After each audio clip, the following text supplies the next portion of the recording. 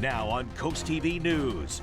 Ready for rough weather. The gray skies of the afternoon were foreshadowing a big system for Delmarva. And Bob, it is a system that has had the attention of our First Alert Weather team for several days. Absolutely, Matt. It's a coastal low that continues to take shape off to our south this evening with numerous impacts expected, especially at the coast. I'll have all the details of the upcoming storm coming up shortly. Beaches brace how coastal communities are preparing for the heavy rain and strong gusts of wind. Biden cancer care, the next step in the former president's treatment for prostate cancer. This is CoastTV News at 6. And we are awaiting the big storm to hit Delmarva. Here's a look. This was moments ago at the Indian River Inlet Bridge. You can see the waves crashing there. Not much, the dunes not much in damage right now, but it's always a concern with storms like this and the one we're expecting. And then south of this, here's a look at Ocean City. You can see the gray clouds there high above the town on this early Saturday evening.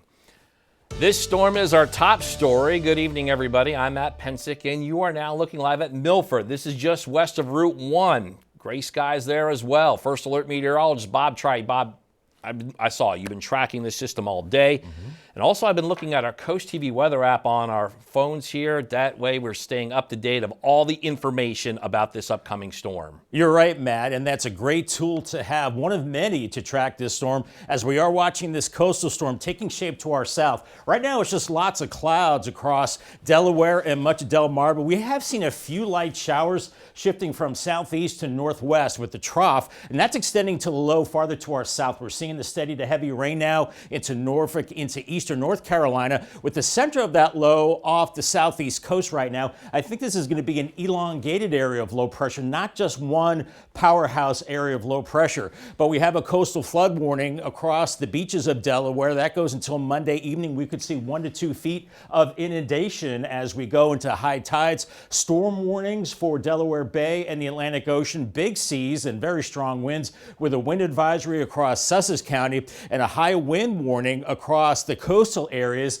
that we could be looking at wind gusts 50 to 60 miles per hour as we go into tomorrow, as we're looking at temperatures in the mid to upper 60s, and we're looking at winds already gusting over 20 miles per hour. And that's just the beginning, folks, as those winds crank up this evening with cloudy skies, maybe a few stray showers, but you see these very bright red arrows. That's indicating the strong winds that start to really kick in as we go into Sunday morning. So we're in good shape this evening, but then late tonight, that's when the rain and the winds pick up. Much more on this coastal storm coming up a little bit later on.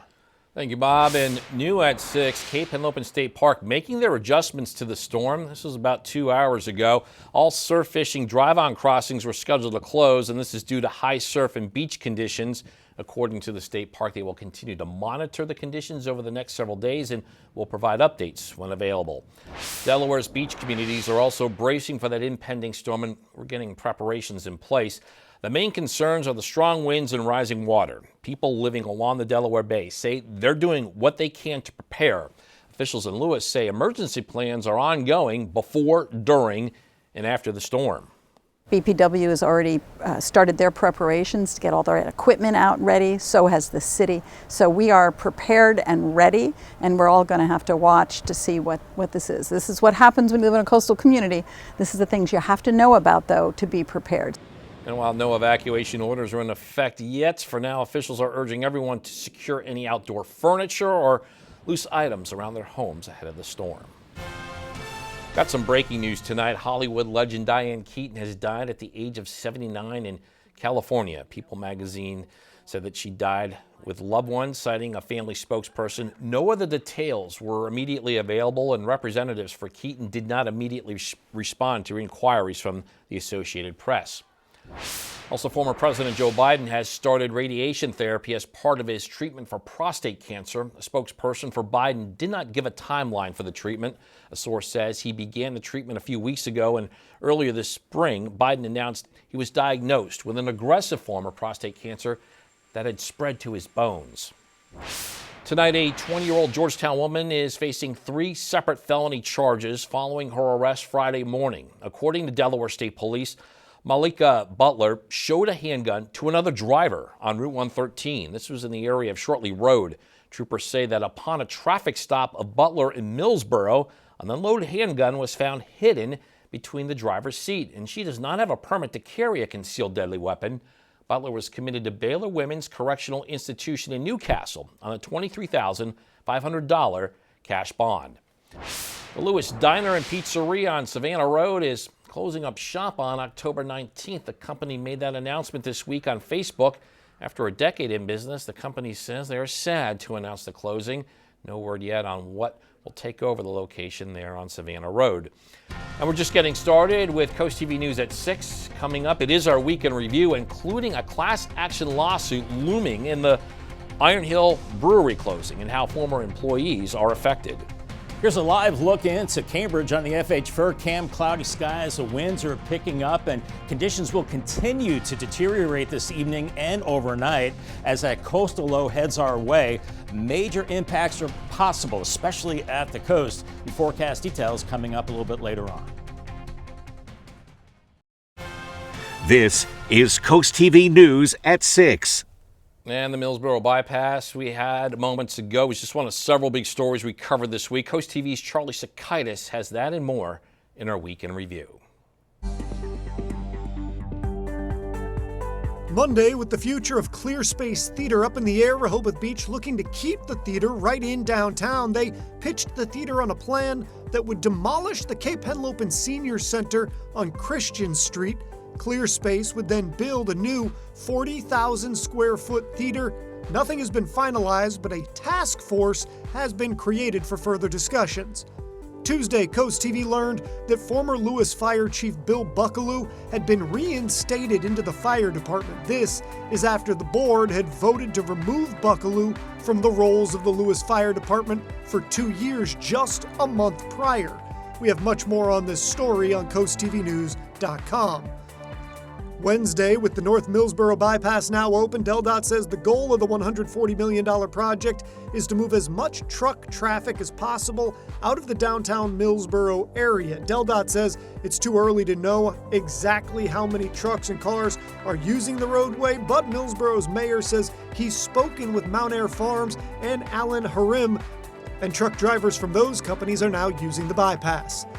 Thursday, after Iron Hill filed for bankruptcy earlier this month, they now may face a class action lawsuit, employees claiming that they were let go on short notice, and now a law firm is looking into WARN Act violations. The act says it requires most employers with 100 or more employees to provide 60 days advance written notice before closing.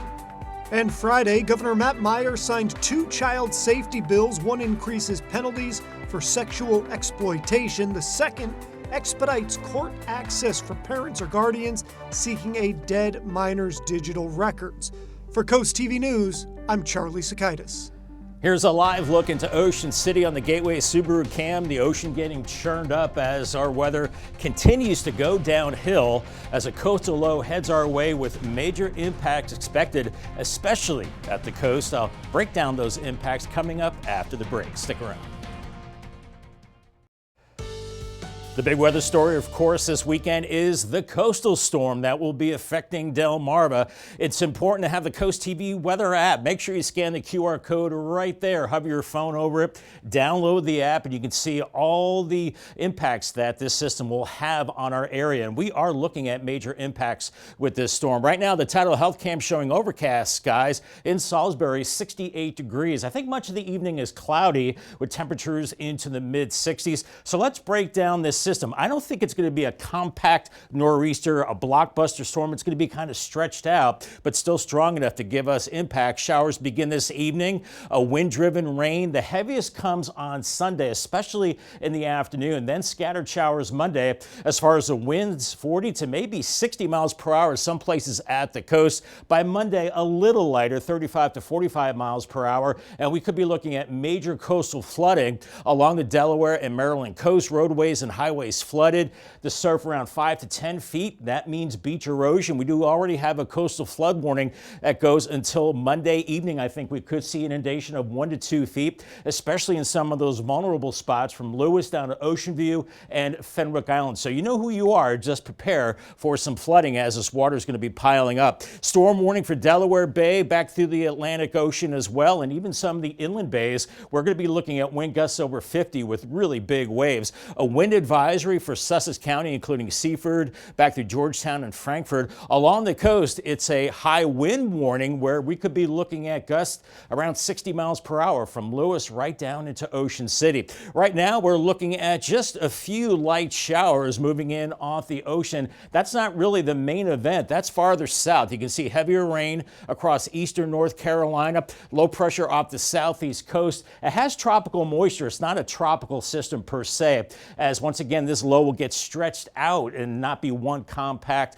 really strong low, but still packing a punch. With temperatures right now in the mid to upper 60s, winds already gusting up to 25 at the coast and only ramping up as we go through this evening. As you see, the arrows get more colorful, stronger winds through the overnight, and then some rain maybe around midnight, but I think the heavier showers move in Sunday morning, and then around church time, 7:30, very heavy rain, very strong winds, and that'll be the case all day. Windy and periods of rain that continues into Sunday evening, even Sunday night. As the wind shift to the north, we're looking at the rain, which starts to taper off as we go into Monday. Not as severe then, but look at these winds, 35 miles per hour this evening, and then as we go through the overnight into tomorrow morning, gusting over 40 at the coast, and by the afternoon, winds really revving up, gusting over 50, close to 60 at the beaches, around 35 to 45 inland areas. Look at that, Dewey Beach, a gust of 57 Sunday night, and still very windy as we go into Monday, but the winds start to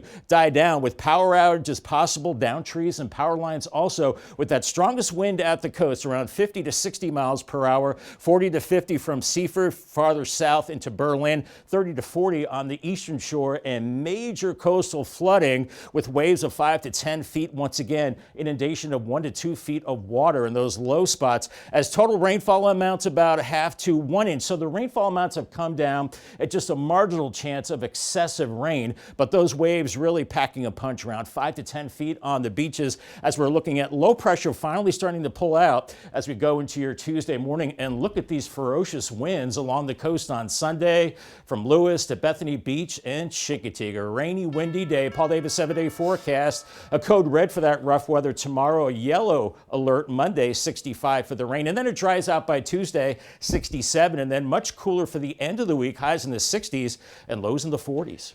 Thank you, Bob. And coming up, it is another college football Saturday, and they're seeing red in College Park. Maryland defenders seeing plenty of red. They allowed 3 touchdown passes in the first half, but could the Terps rally for a win over Nebraska? Coast TV News at 6 is back after this. Maryland is looking to bounce back this afternoon at the stadium in College Park. Last Saturday, the Terps suffered their first loss of the season against Washington, and this one was a tough draw. They got 4-1 Nebraska Cornhuskers paying them a visit midway in the first quarter, and here is a big play from Big Red. Dylan Raiola just flicks it to Isaiah Hunter, and he turns on the Jets right by the Terrapin defense. 64 yards for the touchdown. It is a 7-0 game. We go to the second quarter. Raiola is rolling with the tightest of windows, gets it to Luke Lindenmeyer, who snags it. That puts the Terps down 17-10, but check out the score here on the bottom of your screen. Maryland has now rallied. They have a fourth quarter lead at 31-24, and we'll have more on this game, including some Terp highlights on Coast TV News at 11. Homecoming in Dover for Delaware State. Just look at that score. Happy homecoming indeed for the Hornets. 70-23 over Division II Southern Connecticut State. James Jones, Marcus Gillis, Kobe Boykin all rushed for over 100 yards in the win. Get ready for another week in the NFL regular season. We have your Sunday night football right here on Coast TV, and this week you can catch the Detroit Lions and the Kansas City Chiefs. Coverage begins at 7, and then stay right here for Coast TV News following the game. Coming up next, Pints for Pups. All the fun that took place this afternoon at Dogfish Head's Milton Brewery and the cause it supported. Stay with us on Coast TV News at 6.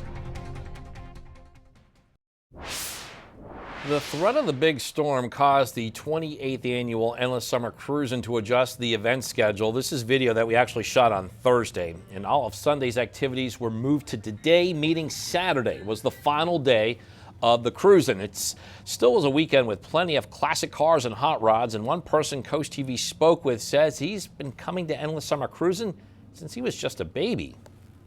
It's just what I've been used to my whole life, and I live across the country in California now, so it's important enough to me to fly home every year just to do this. And this year's event concluded with a Hot Rod and Custom Car Award show. Brews and Barks in Milton today. Dogfish Head held Pumpkin Ale Fest at its brewery. Featured on tap their famous pumpkin ale, plus the new Bob's Buddies brew, which supports the Brandywine Valley SPCA and its rescue animals. Live music was part of the Saturday afternoon event that included all fall-themed activities. And we got a final look at weather right after this.